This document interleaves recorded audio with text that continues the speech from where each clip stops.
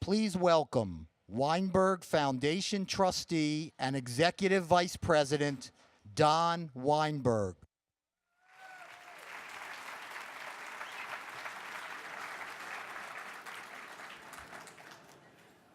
Now, before I really get started, you see what I'm holding up?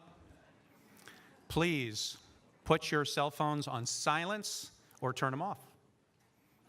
Thank you. Well, did you like that video? That was great. We want to thank Living Classrooms for sharing those talented young people. Let's give them a round of applause.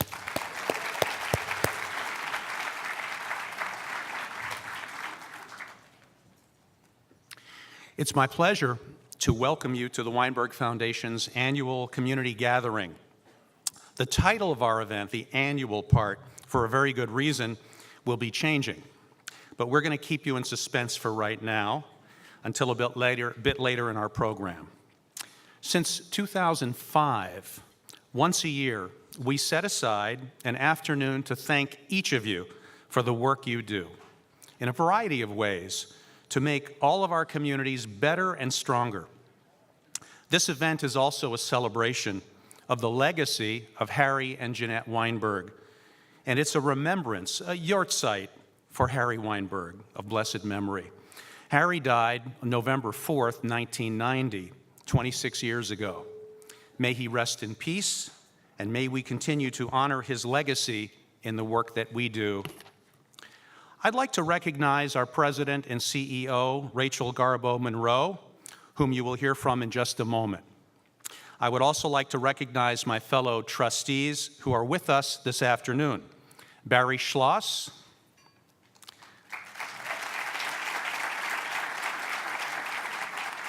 Rob Kelly, and Faye Hartog-Levin. Our fifth trustee, Alvin Awaya, leads our operations in the state of Hawaii and sends his warmest aloha to all. We are delighted that Corbett Kalama is able to be with us representing the Hawaii office.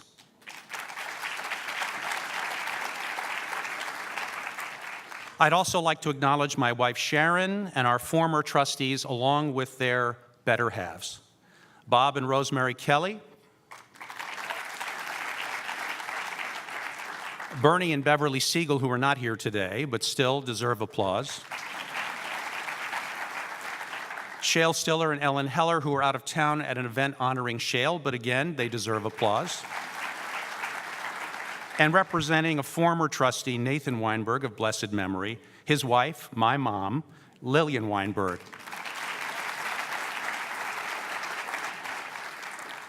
Many elected and public officials, as well as their representatives, are with us today. As I call your name, if you would each stand or give a wave, and please, please hold your applause until everyone has been recognized or will be here for hours on end. So now the list of representatives: Secretary of State John Wobensmith, Comptroller Peter Francho, Baltimore City Mayor Stephanie Rawlings Blake, Baltimore City Deputy Mayor Dawn Kurtzstader, Baltimore Mayor-elect Catherine Pugh, Maryland State Senator Bob Casilli, Maryland State Senator Bill Ferguson, Maryland Delegate Benjamin Brooks, Maryland Delegate Eric Ebersol, Maryland Delegate Robin Gramer, Maryland Delegate Brooke Learman, Maryland Delegate Dan Morhaime, Maryland Delegate Dana Stein, Baltimore County Councilwoman Vicki Almond, Baltimore County Councilman Julian Jones Jr., Baltimore City Councilwoman Ricky Spector,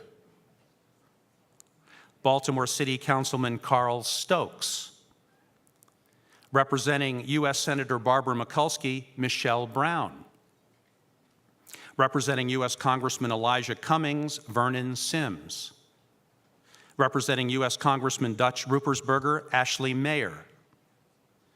Representing U.S. Congressman John Sarbanes, Sue Cohn. Representing U.S. Congressman Chris Van Hollen, Senator-elect, Joan Kleinman. Representing Governor Larry Hogan, Chris Schenck and Steve McAdams. With Comptroller Peter Francho, Clemis Kaikis. Representing Baltimore County Executive Kemen Kamenetz, Nancy Sorosky. Representing Baltimore City Schools CEO Dr. Sonia Santelides, Allison Perkins Cohen. Representing Senator Ben Cardin, Renee Cohen. And representing Delegate Charles Sindor, Jean Clark. We've done our best.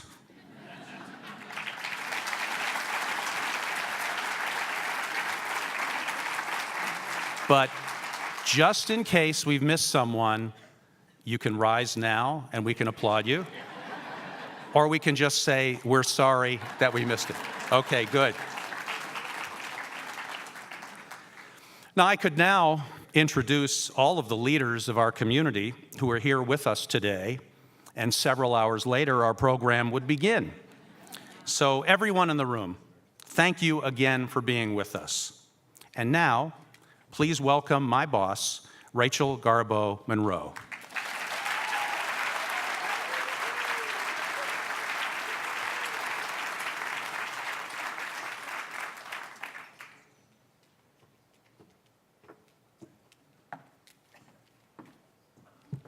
Thank you, Don.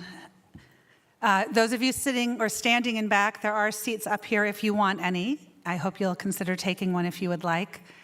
It's just an honor to look out at this room and see everyone here gathered today. Thank you for joining us, finding the time, and being together. I am fond of sharing when this event began in 2005. 54 people joined us at the foundation offices. Clearly, we could not fit today. We've come a long way. There are almost 1,000 people here.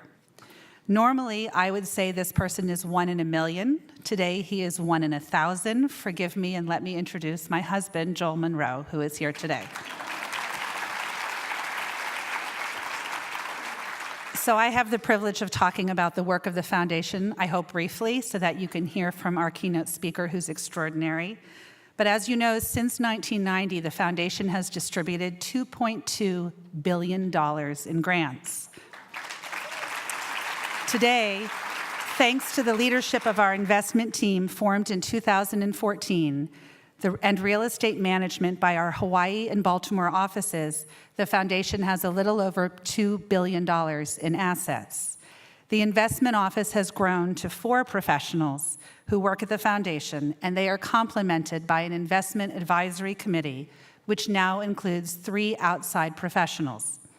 We also have a great deal to celebrate regarding the foundation's grants, and I am delighted to begin by announcing additional funding for a grant which is very close to my heart because of the population it is serving. In 2010, the foundation created the Holocaust Survivors Emergency Fund, administered by the Claims Conference. The foundation provided $14 million to support emergency services for Holocaust survivors residing in North America, including medical equipment and medications, dental and vision care, transportation, and food. This grant makes a difference by helping low-income survivors live out their lives with greater dignity and independence.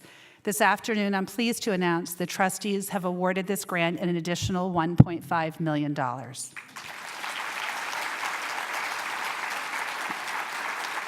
As you may know, the grant category of older adults represents the foundation's single largest area of grant making.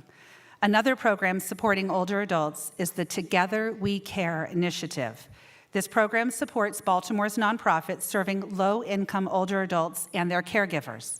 The foundation invests more than $2 million a year for this work, with the goal of creating a no wrong door network of home and community-based services. And you may say, what does that mean?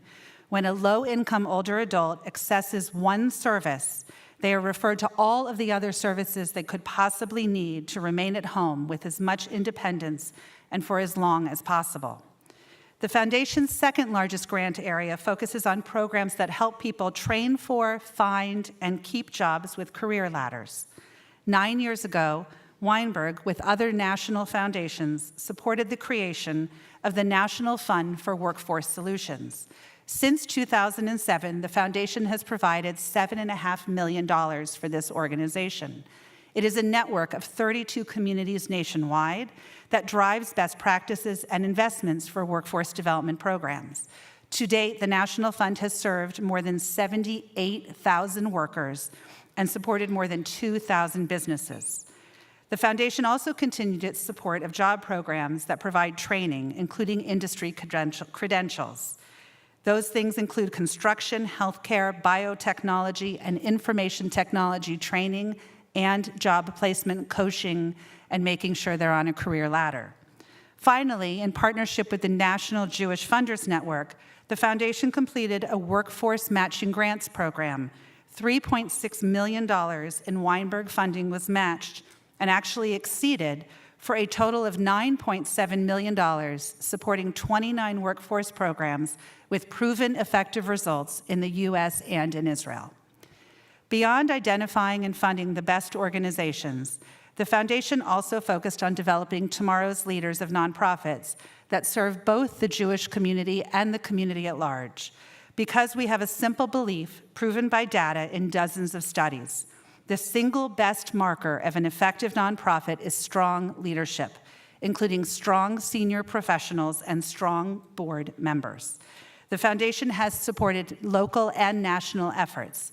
Here in Baltimore, the Weinberg Sector Skills Academy, in partnership with Aspen Institute's Workforce Strategies Initiative, graduated 18 professionals leading workforce development programs. Some of them are here today. On a national scale, Leading Edge is a program focused on the national Jewish nonprofit sector. More than a dozen foundations, nonprofits, and Jewish federations came together to create Leading Edge, to invest in a talent pipeline and to encourage organizations to make sure they are great places to work. Studies have confirmed that within the next 5 years, 70% of all CEOs will be retiring. Faced with this challenge of replacing CEOs, the foundation was involved in the creation and support of this initiative from the beginning, already providing almost $1 million in support. In supporting education, the foundation has committed $10 million to design, equip, build, and staff up to 24 new Baltimore City elementary and middle public school libraries. This collaborative effort now involves more than 40 community, government, private sector, philanthropic partners, including Baltimore City Public Schools, the state of Maryland, the federal government, Enoch Pratt Library, the Maryland Food Bank, the Smithsonian, and many more. On January 23rd, we will celebrate the grand openings of our 12th and 13th libraries at Hampton Elementary Middle and George Washington Elementary, and next year we will celebrate the newest library, Francis Scott Key Elementary Middle. When that happens, we will be serving 7,000 children, more than 10% of all Baltimore City Public School elementary and middle school children. The library project is focused on ongoing evaluation to measure the impact of these spaces within the school community. We have already seen a nearly 400% increase in the number of books checked out at the first 9 libraries. In addition, based on end-of-year benchmark data, students at library project schools were shown to maintain or increase literacy comprehension rates by 20 points in literacy skill proficiency, 25 points. Building upon the success of the library project, the foundation has committed $4.6 million to expand early childhood education programs.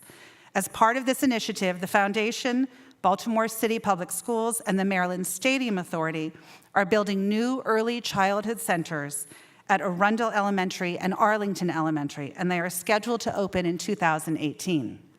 This year, the Baltimore Summer Funding Collaborative grew to a total of 10 funders and more than $3 million. The collaborative uses a common application to fund high-quality summer programs that serve children in low-income families in Baltimore City.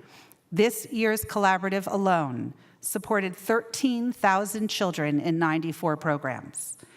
In partnership with the state of Maryland, the Weinberg Foundation has funded 22 deeply affordable, accessible rental apartments. These are new 1- and 2-bedroom apartments for non-elderly adults with disabilities. Weinberg's unique method of grant making drives down the rent of these units to $275 a month. The Technical Assistance Collaborative in Boston highlighted the Weinberg Apartment Initiative as one of the 3 most innovative and effective models in the United States today. In our featured video, which will start in a minute, you will see one example of our grant making in Israel, a total of approximately $12 million a year. This year, the foundation funded the renovation or new construction of our 8th shelter for women and their children who are escaping intimate partner violence. Our grants have doubled the number of rooms available at these shelters in Israel. Also, the foundation funded its 6th early childhood center in Israel and the 15th rehabilitative daycare for young children with severe disabilities. All of the centers that we fund within the area of disabilities are based on the principles we believe in, including a social model that promotes integration into the community as much as possible and regular school access. The foundation has committed $1.2 million to support the expansion of rapid rehousing in Baltimore City. The foundation's partner, St. Vincent de Paul, is in its 3rd year of this work. In the first 2 years alone, 116 families with 298 children were placed into permanent housing. 60 adults who entered the program unemployed have obtained and kept jobs. An evaluation of the program is underway, and it is in line with national best practices for quickly moving and keeping families out of homelessness. And this year, the foundation added a new area of giving, supporting veterans. The foundation will provide $2 million a year to help ensure that military members and their families effectively reintegrate in their communities. Grants will emphasize programs focused on workforce development, physical and mental health, and the elimination of barriers, including legal services. Finally, the foundation has made some significant changes to its small grants program. Since 2007, the Small Grants Program has awarded more than $24 million in grants. Time prevents me from going into more details. You can find everything you need to know on the world of social media, our website, Twitter, Facebook. Have a party and join us, please. Sharing brief updates on these grants and areas of giving does not do justice to the impact of this funding. The foundation's success is measured in the lives that are changed for the better through the effective work of nonprofits we support. And it is all of you here today, our partners, who do this work. It is challenging to select 3 grantees each year to represent the foundation's work and mission in a video. Still, we hope what you are about to see gives you a sense of the grants we are making. The mission of Catholic Charities is inspired by the gospel mandates to love, serve, and teach. Catholic Charities provides programs and services to improve the lives of Marylanders in need. After the unrest, I was thinking, what difference have we made? What was the impact that we've had?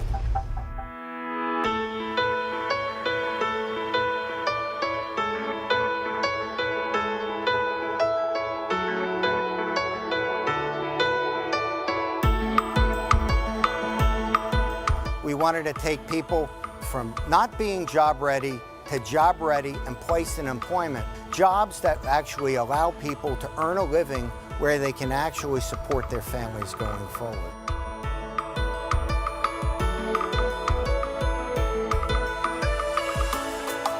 I'm gonna give you 5 minutes to answer the questions.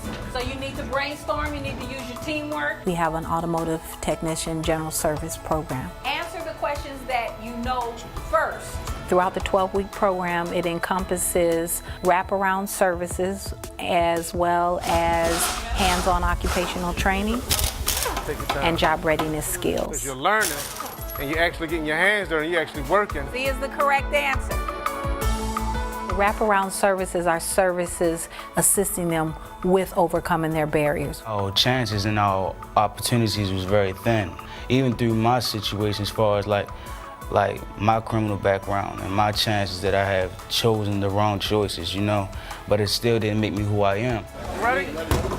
It's a lot of people that do have a lot of barriers, but it's not that much help out here, you know, so that's all we need is more help. One of the appealing reasons of opening the Workforce Development Center here was because of our Head Start location here at St. Edward's. We're practicing, open and closing. All right, we're doing an excellent job. Half of our Head Start families, the mother or father are unemployed.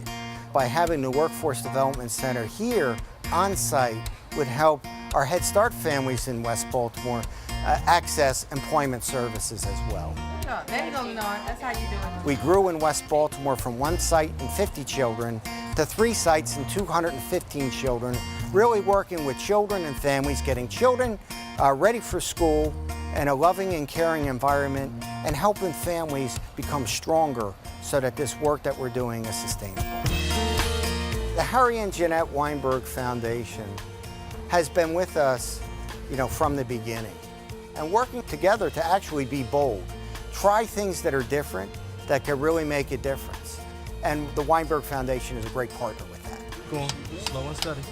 It's really an overwhelming change, transformation, I would say. To know that they have I can accomplish something is such a rewarding and fulfilling experience for them. And to know that they're walking away with certifications, that we offer job placement assistance.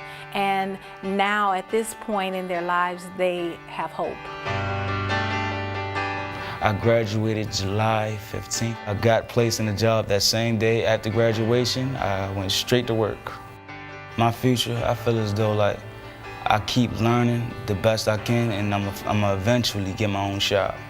And then I'm gonna teach as many people I know about like programs like this to where they can help themselves. I'm chasing it. I'm not trying to let no obstacle like wear me down, no barrier, just shade me down. I'm just keep shining and just keep smiling and keep fighting, you know, because I can't give up.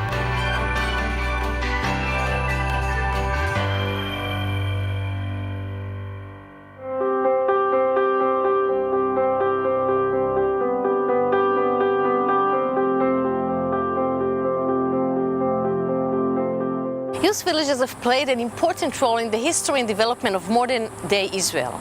In the 19th century, youth villages were established to teach agricultural skills to immigrants. A half-century later, youth villages all over Israel, including Ben Shemen, where I am now standing, provided a haven for children and teenagers orphaned by the Holocaust. As new waves of immigrants flowed into Israel from Arab nations, the former Soviet Union, Ethiopia, and other countries, youth villages provided stability, cultural acclimation, and education. Today, these communities integrate youth at risk with more advanced children through their own and regional high schools. Many youth villages incorporate a strong vocational component as well as preparation for the college and service in the military. The Harry and Janet Weinberg Foundation plays an important role by providing financial support for the benefit of our students and by renovating facilities not touched for many years.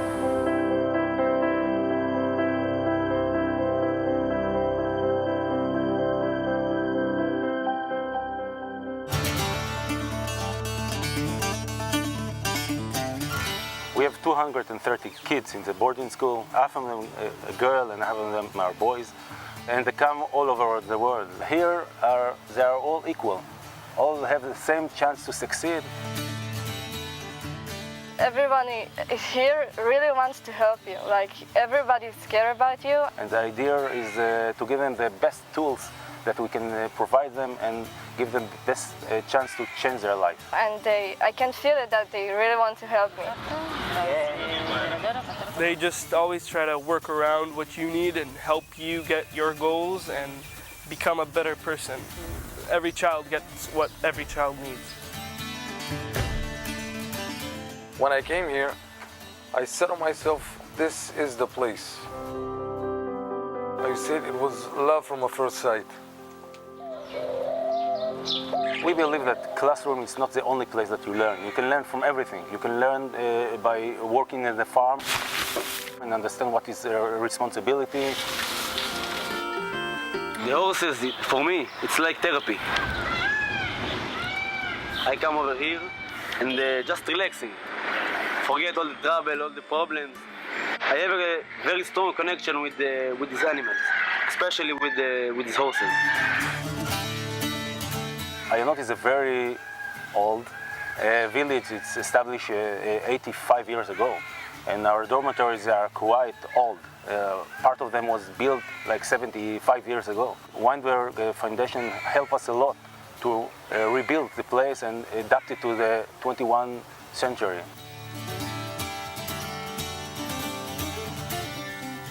Computers, decent shower in every room. Without the Weinberg Foundation, we couldn't do it. I myself am more of a tech-savvy person, so they sent me to go and learn C# and programming. And they opened a computer room and they said, you know what, it's good for experience, you should run it and fix the computers and do whatever you need to do over there.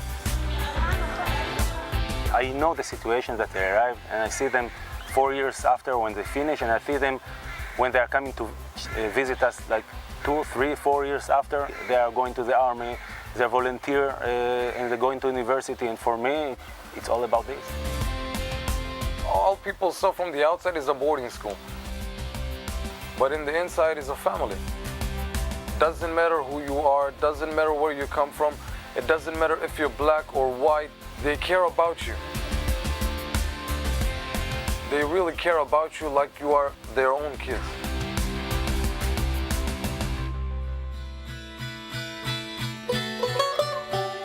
Everyone wants to be independent. Everyone wants to live with dignity and respect. And that's why we're just so pleased that we have our greenhouses.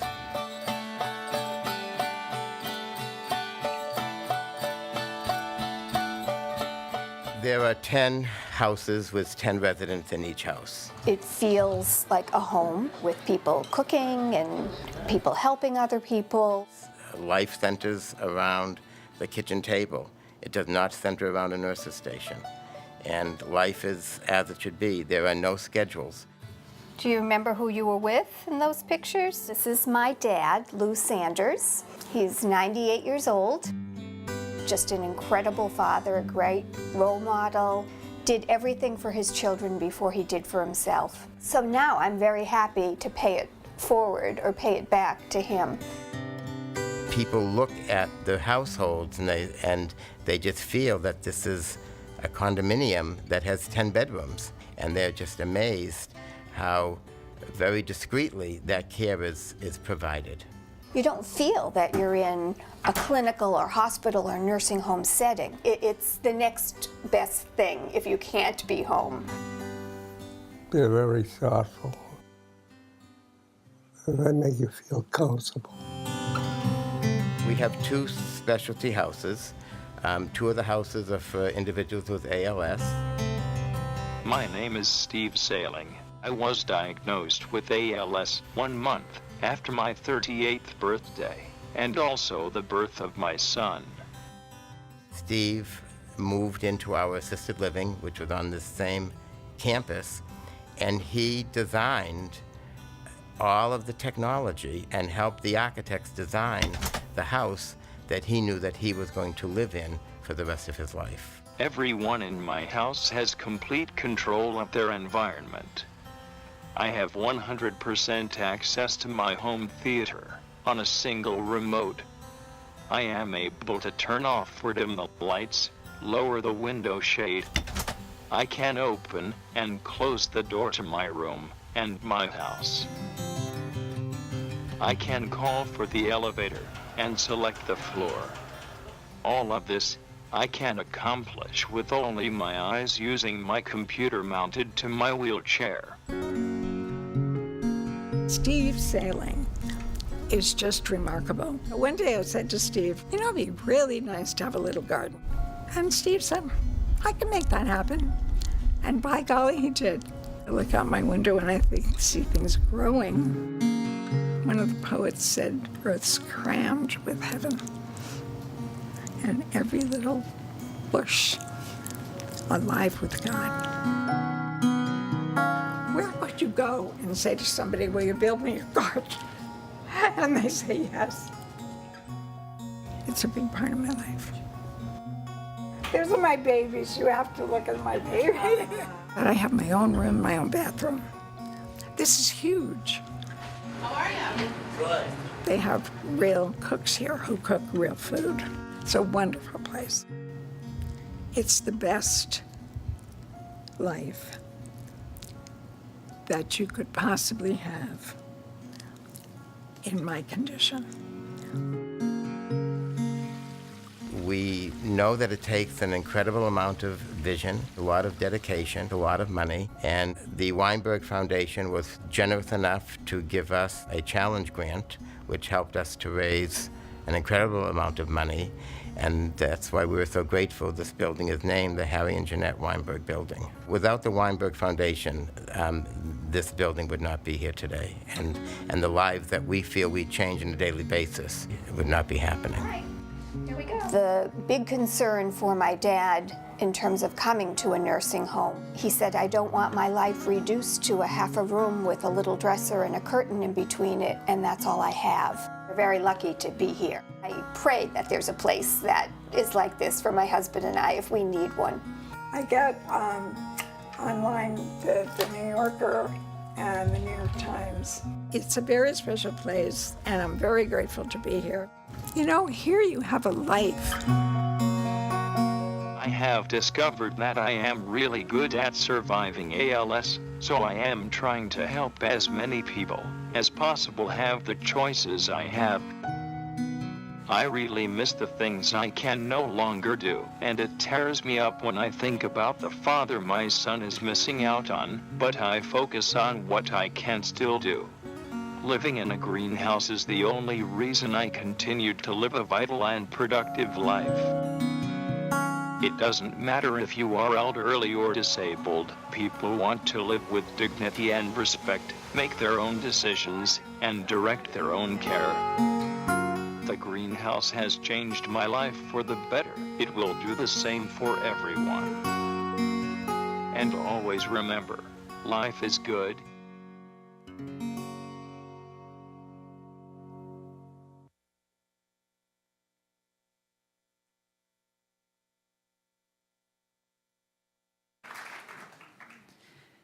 Every year we see these videos, they remind us of how fortunate we are to be part of something so special.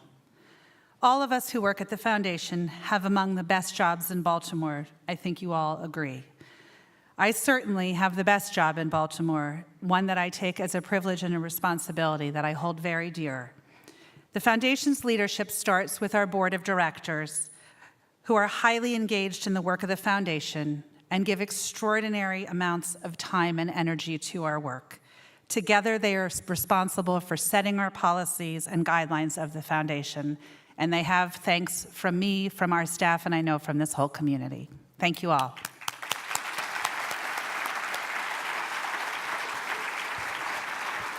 At the foundation, in addition to the board, I have the privilege of working with a talented and dedicated team of colleagues. I am proud to work for an organization that demonstrates best practices in the work we do, and at the same time have the chance to work with some of the best and brightest individuals I know. Thank you, each of you, for a great year together.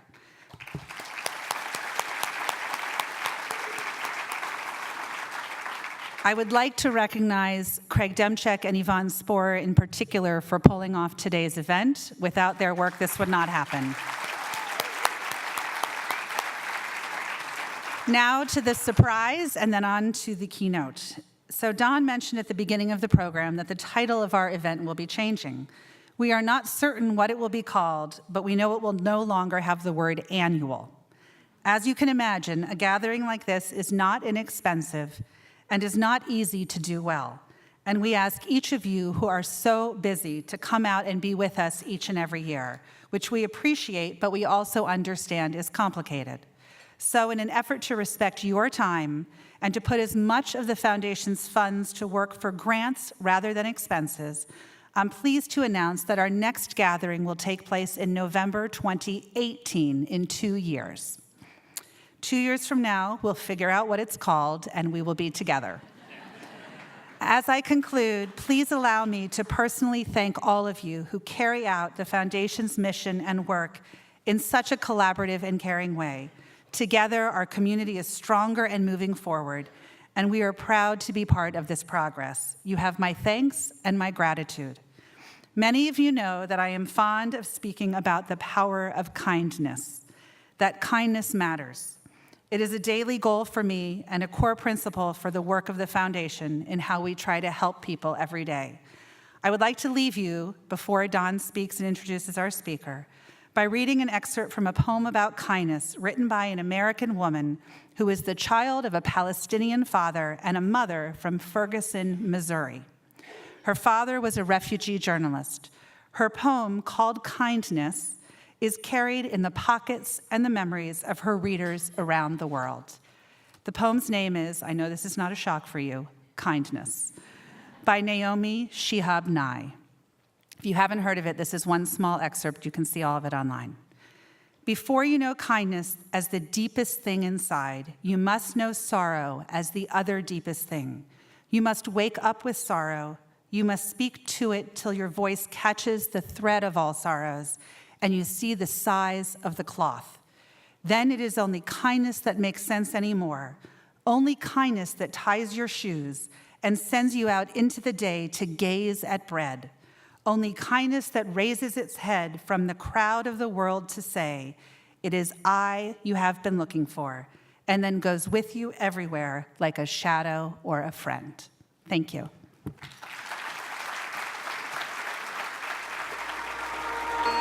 So today, you stand on the doorstep of determining what your legacy is going to be. It's in your hands to determine where you're going to go from here. Veterans can be an inspiration for all of us. Spencer Kimpton, I was a captain in the Army, and now I'm the president of the Mission Continues.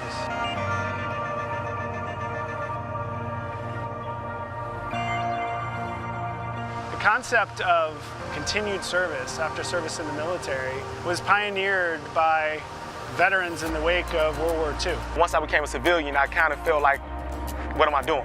The Mission Continues really offered me that chance, not just to engage with fellow veterans, but to give back to my community in a meaningful way.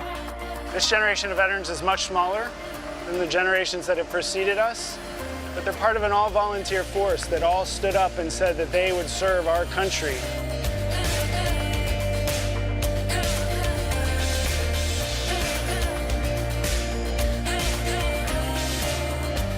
This country definitely needs veterans.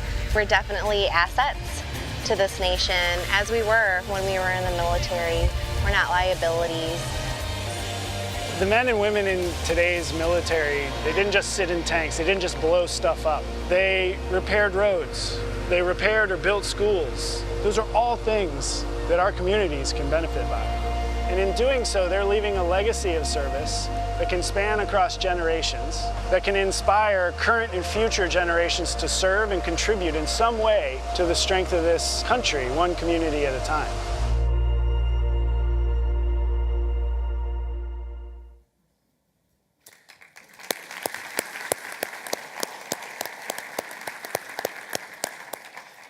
Well, we'd like to welcome you, Spencer Kimpton, to our annual gathering. It's a real pleasure to have you here.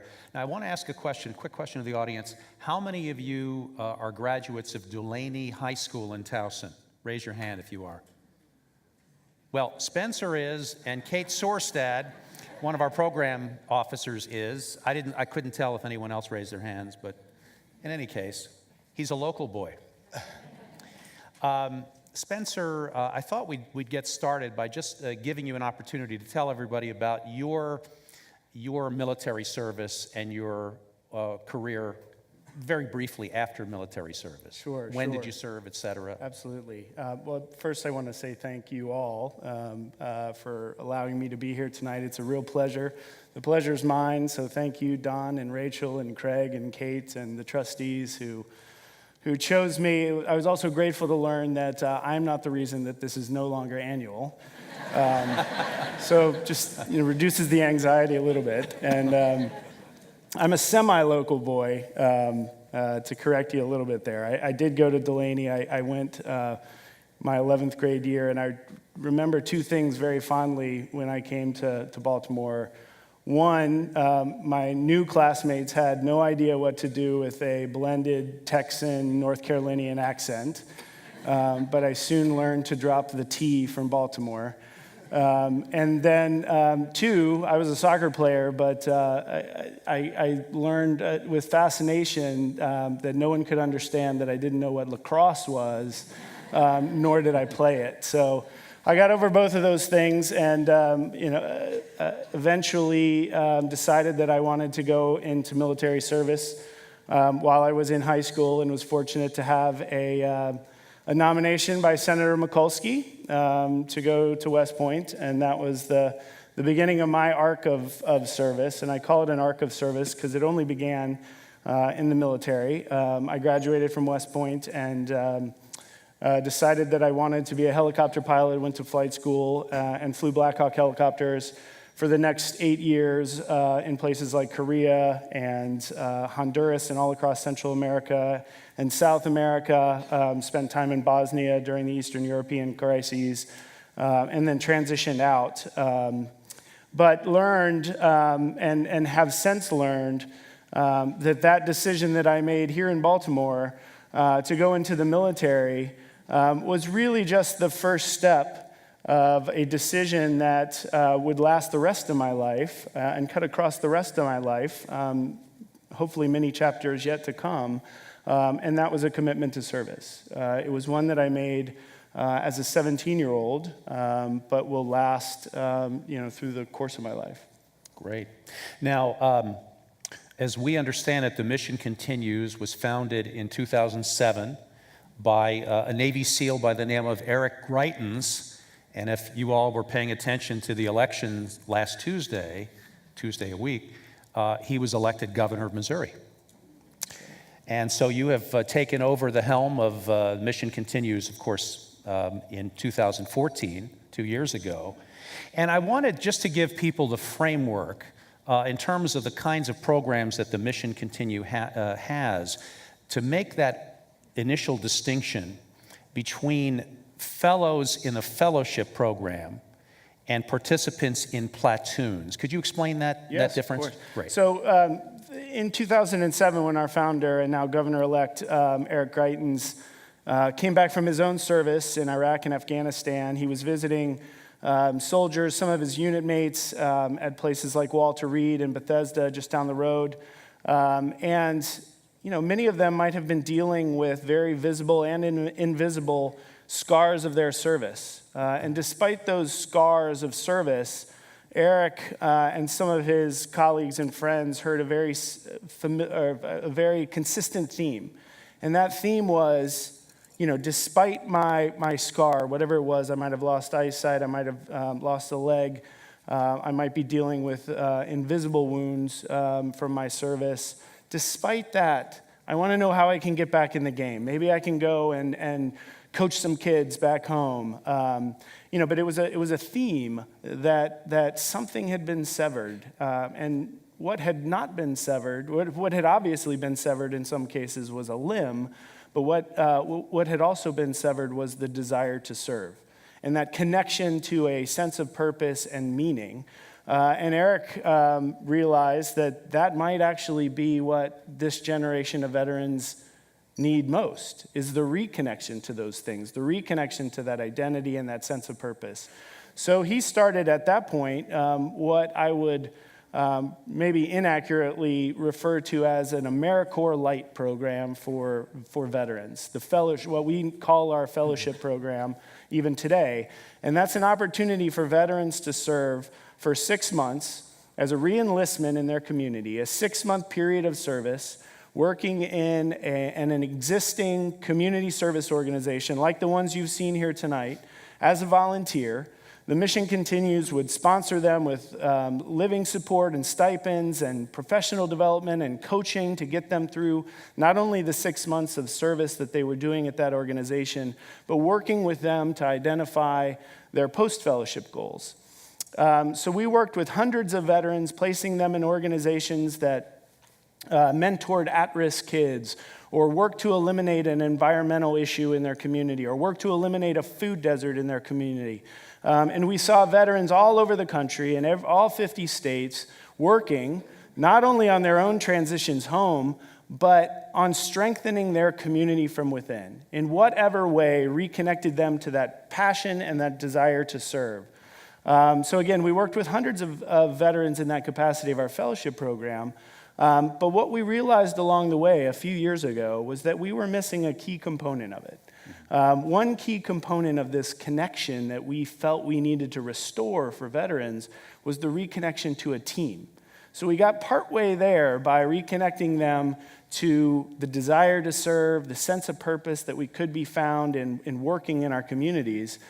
But we felt that we could take it one step further by reconnecting them to the team that they were so familiar with. The men and women who have served over the last 15 years came to know the men and women on their left and right very well.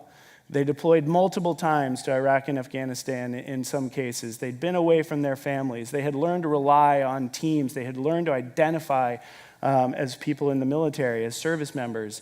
And that is severed when you take that uniform off and you come and I mentioned in the video that it's a very small population by percentage of our large 320 million country now that is spread out across the country, this small population of veterans that is very isolated when it comes home. They needed a reconnection to teams. So that's what's led us to launch our platoon program. We call them our service platoons.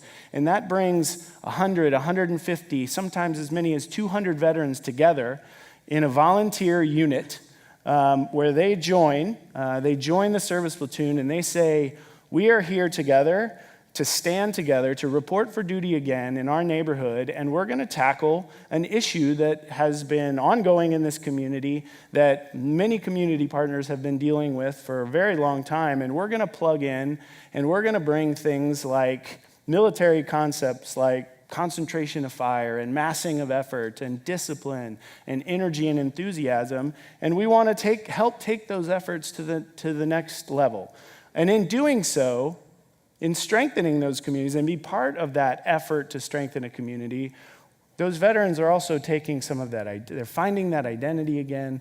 They're finding that connection to a sense of purpose again. They're finding a connection to the men and women on their left and right that they had when they were in the military. And as you saw, a lot of blue shirts. They're also wearing another uniform again. Mm-hmm. And so now we have 66 service platoons across the country. We have 2 here in Baltimore. I'd love to talk about that, but we have them in cities all across the country, and they are, we're issuing a call to action to veterans to get involved in their community and part of the strengthening work that your foundation does and many of our community partners do. So I guess in that sense, the Mission Continues is equally a veterans organization and a community organization.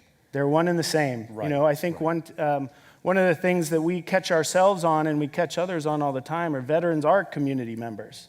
There are veterans and non-veterans in that someone served in the military and someone didn't, but we all live in the community together.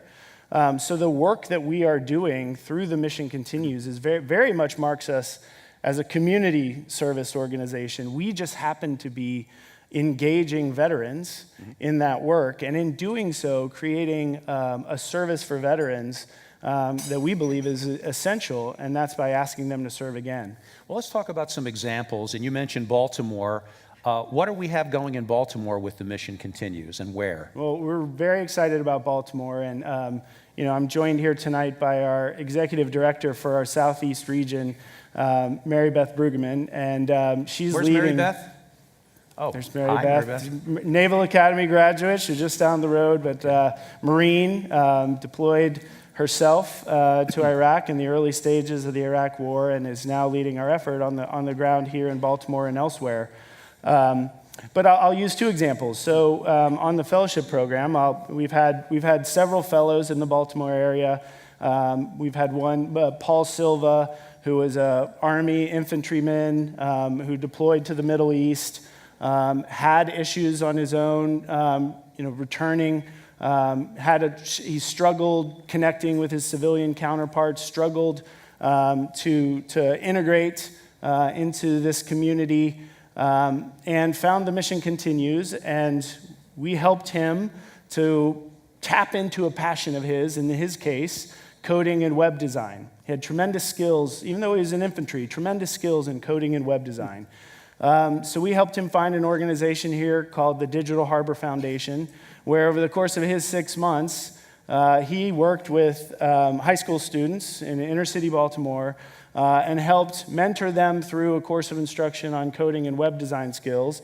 And at the backside of his 6 months of service, he was ready to go off and do this on his own, and is in the process of starting an organization called Vets on Point, which does very much what he did during his 6-month fellowship, taking his passion in web design and coding, training other veterans to then take this out and using it as a source of mentorship for youth in their communities all across the country. So we're proud of Paul. That's what one example of what's going on in here in Baltimore. On the platoon side, I mentioned we do have 2 service platoons here in Baltimore. Both of our service platoons have chosen to focus on the Harlem Park neighborhood. One service platoon is partnering with Roots and Branches Elementary School. The other service platoon is partnered with the Harlem Park Neighborhood Association. And we have set, and Mary Beth and her team have set a series of multi-year goals where our platoons will plug into the efforts that those organizations have had ongoing for a very long time. And again, we'll bring energy and enthusiasm and maybe some new thinking to it. We've already plugged in on a variety of different projects to include, with the Roots and Branches Elementary School, we did a project where we completely revitalized the basketball court, which was the only basketball court servicing the neighborhood and needed much more than just TLC. It needed revitalization. The platoon came in and did that. The platoon partnered with the Neighborhood Association recently to take a vacant lot, not just spruce it up, but bring raised garden beds and landscaping. They built a stage, and then at the end of the service project, the community showed a movie in the vacant lot on the wall using the stage. And it's just one step over a multi-year set of objectives to restore certain hubs within those communities that the community can be proud about, that the community can use to engage its youth and community members within. And we're super happy to be a part of those efforts and just bringing a few of the things that we can bring as veterans to help advance those efforts even further and quicker. Great. Now, looking at over the whole country where the Mission Continues operates, is there, you must have a ton of great stories, but is there one that you'd like to talk about? I was thinking of Phoenix, Arizona, you had mentioned to us, that really stands out for you? Yeah. To sort of get across how it really is experienced by the people participating and how it can end up with good news? Well, we had talked about Phoenix, and I might share that one, but I'm going to pivot a little because I was just sitting next to a longtime Cubs fan, so I'm a loyal but tortured Orioles fan. But I'm going to talk about the Cubs. Several years ago, our fellows, we bring our fellows together at the start of their 6 months. Every quarter, and we have a 3-day orientation. We fly them in from all across the country, and we do a large service project in the community that we choose, and we do professional development and team building. But several years ago, we selected Chicago, and we flew all these 100+ veterans in from all across the country, and partnered with the Chicago Cubs, and they brought us out on a pristine Sunday afternoon game. It was against the Cardinals, which is a big rivalry. 40,000+ fans in Wrigley Field, and the 100 veterans that we had with us at the start of the game fanned out in front of the ivy. Fortunately, we are an organization that has chosen royal blue as our colors, so we were well received. But the 40,000 fans, kids, all generations, were standing there, clapping for these veterans, which was nice. But the reason why this is a mission moment for me is because of what happened next. And when the clapping was done and the national anthem, had been sung, those veterans, those 100 veterans, some of whom were in wheelchairs, some of whom had service dogs, some of whom were standing of their own accord, some of whom had, camouflage pants on still and boots. They turned around and they led those 40,000 folks in the Pledge of Allegiance. And, here was a commitment to service, and here was a ritual that we all know well and had since we were kids. And these veterans were saying, actually, we're not done leading you. We're not done serving you. We're here to lead still. And it was more than optics. It was very symbolic for us as an organization, and it was inspiring me. And now, I'll talk about my second mission moment, which just happened recently. It just happened on Veterans Day.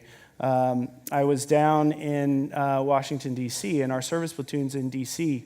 Are focused on the Congress Heights neighborhood in southeast D.C. Across the Anacostia, it's a place that it's not on the tourist bus. It's not on the bus tours of Washington, D.C., and it's a place, it's a neighborhood with tremendous potential, but also challenges. And as I was riding with one of our staff members who had been so core to the efforts, I was so proud as he was driving me through the neighborhood and seamlessly was able to say, oh, here's the playground that we built with Kaboom for this charter school here. Here's Democracy Prep, who we've partnered with for several years. Here's the Malcolm X Community Center, where we are doing several-year effort to partner and strengthen the infrastructure of this school. Here's a park that's really a national parks park that many in the community go because it's a safe haven away from the police, and we're going to do a bunch of things here. But it was so validating to me that to hear that our veterans from the Mission Continues were going to be part of something ongoing and very future-focused with veterans at the center of it. Terrific. We're out of time now, but I wanted to thank you on behalf of all of us, and let's give Spencer a big hand, bit of applause.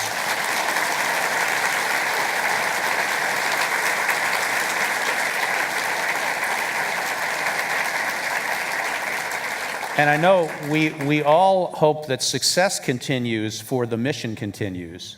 Yes. And ladies and gentlemen, this concludes our program. Thank you for coming. And we have a sweet treat for you as a parting gift, and hope to see you in a couple of years.